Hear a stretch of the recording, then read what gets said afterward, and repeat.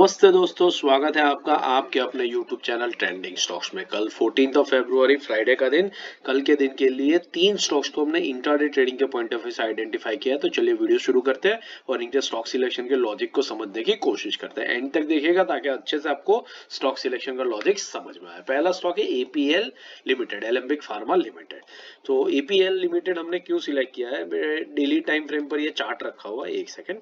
ये जो चार्ट है वो डेली टाइम फ्रेम पे हर एक कैंडल एक दिन की मूवमेंट को दर्शा रही है। और यहाँ पर अगर मैं ये लेवल ड्रॉ करूँ जूम आउट करके, तो आपको दिखेगा कि ये जो लेवल है, इस लेवल के ऊपर स्टॉक ने यहाँ पर पहले मल्टीपल टाइम्स रेजिस्टेंस फेस किया था और फिर उसके बाद यहाँ पर कंसोलिडेट करने के बाद स्टॉक ने एक ब्रेकआउट दिया। ब्रेकआउट देने के बाद स्टॉक फिर इस लेवल पर आया, सपोर्ट लिया और बाउंस बैक किया। फिर यहाँ पर फिर इस रेंज के आसपास में आया, लेवल के आसपास आया और फिर एक बाउंस बैक किया। और उसके काफी दिनों बाद अभी आप देख सकते हैं कि स्टॉक इस लेवल पर आ रहा है 3-4 दिन के पहले, फिर एक बाउंस बैक ले रहा है, फिर वापस कल के दिन में यहीं पर आया, इसी लेवल से एक बाउंस बैक दिया और आज के दिन में भी इसी लेवल के आसपास में एक क्लोजिंग देने की कोशिश करी। ये लेवल थोड़ा सा मैं ऊपर कर लेता हूँ, आपको एग्जैक्टली समझ में आएगा। मैं इस लेवल की बात कर रहा हूँ, देखिए एग्जैक्टली जहां पर इसका क्लोजिंग हुआ है। तो आपको दिखेगा कि एग्जैक्टली इस लेवल पर 2-3 बार ये स्टॉक ने आकर के सपोर्ट लिया है। आप देख सकते हैं पास्ट में भी एग्जैक्टली इसी लेवल के ऊपर हुआ है।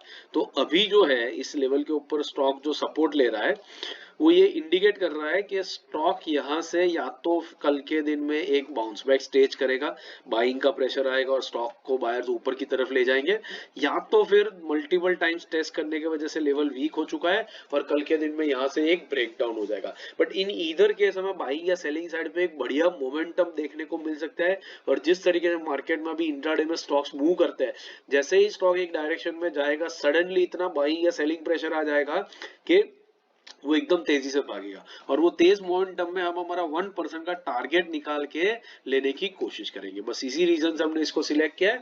तो इसके कंफर्मेशन के जो लेवल्स है वो देख लीजिए, बाइंग एंड सेलिंग के। 829 के ऊपर निकलेगा तो बाइंग का ट्रेड इनिशिएट करेंगे, 822 के नीचे आएगा तो सेलिंग का ट्रेड इनिशिएट करेंगे। ₹4 का स्टॉप लॉस और 1% का टारगेट रहेगा।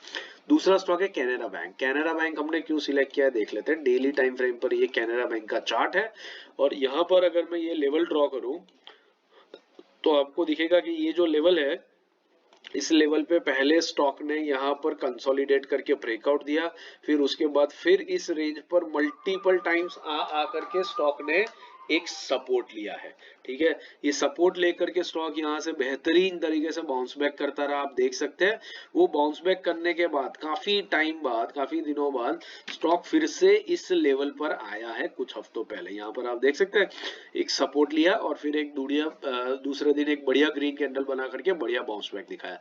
कल के दिन में भी स्टॉक इस लेवल पर आया, रिजेक्शन लेकर के ऊपर गया।